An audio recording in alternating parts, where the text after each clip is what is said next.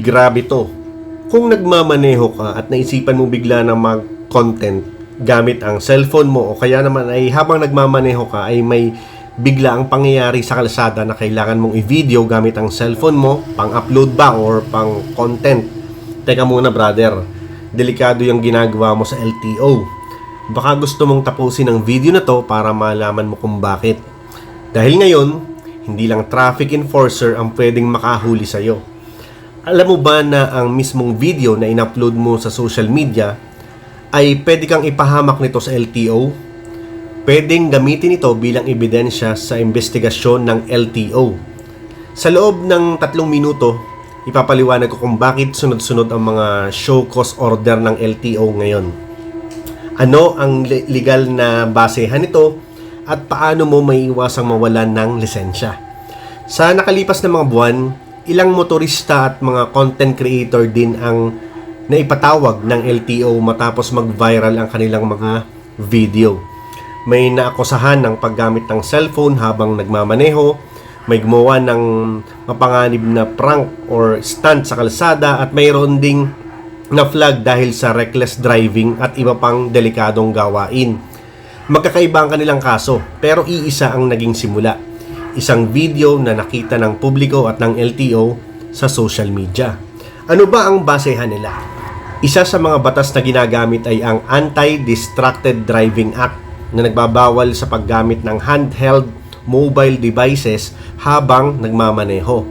Maaari rin gamitin ng LTO ang iba pang probisyon ng Land Transportation and Traffic Code kung makita nilang ang isang driver ay kumilos sa paraang mapanganib sa ibang motorista, sa pasahero o sa publiko.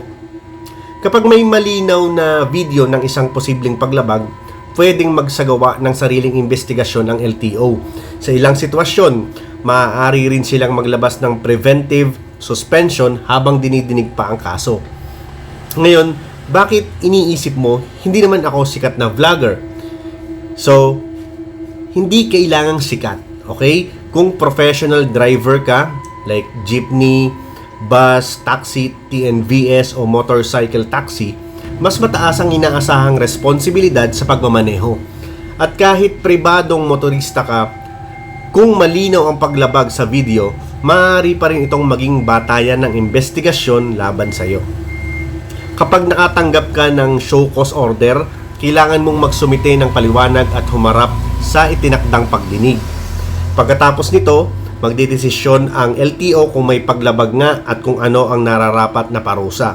Depende sa kaso, maaaring suspensyon, multa o revocation ng driver's license ang kahinatnan. Kaya tandaan mo ang 3 simpleng paalala. Una, huwag gumamit ng handheld phone o camera habang nagmamaneho. Pangalawa, huwag gumawa ng content na maaaring makabawas sa atensyon mo sa kalsada o maglagay sa panganib ng ibang tao. At ikatlo, isipin muna bago mag-upload. Ang video na sa tingin mong content lang ay maaari ring maging ebidensya sa isang investigasyon laban sa iyo. Sa bandang huli, habang mas dumarami ang content creators at dashcam videos sa Pilipinas, mas madali na ring makita at maimbestigahan ang mga paglabag sa batas trapiko. Lastly, kung may extra ka naman dyan, mag-invest o bumili ka na lang ng dashcam o dashboard camera. Napakalaking tulong nito for safety sa kalsada at para hindi ka na makot in the act ng LTO na nagsa-cellphone video habang nagmamaneho. Ikaw ba, may dashcam ka na ba? Anong malaking tulong sa iyo ng dashcam mo? I-comment mo nga sa baba. At huwag kalimutang mag-like at subscribe para sa mga susunod na dagdag kaalaman.